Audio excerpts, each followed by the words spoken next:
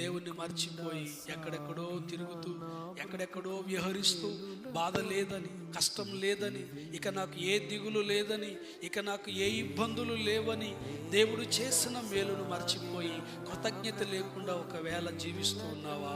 అయితే జాగ్రత్త.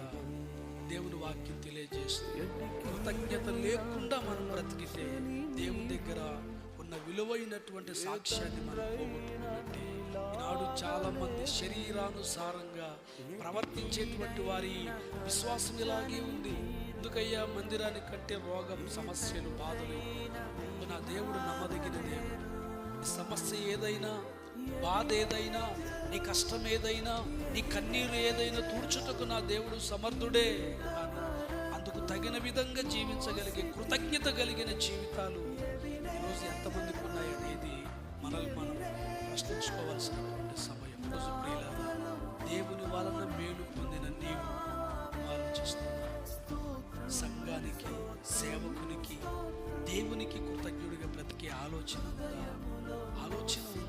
ఒకసారి ఆలోచించాలి. నేను ఎందుకు ఈ మాట చెప్తున్నానంటే, పొట్టోడిని ఏంటంట, పొడుగోడు కొడితే పొడుగోని అయ్యోడు కొడతాడు. ఇంత మన తెలివి, మనకున్న జ్ఞానం, మనకున్న అధిక జ్ఞానం, మనకున్నటువంటి చూడండి బలము, శక్తి దేవుని ముందు దేనికి సరిపో.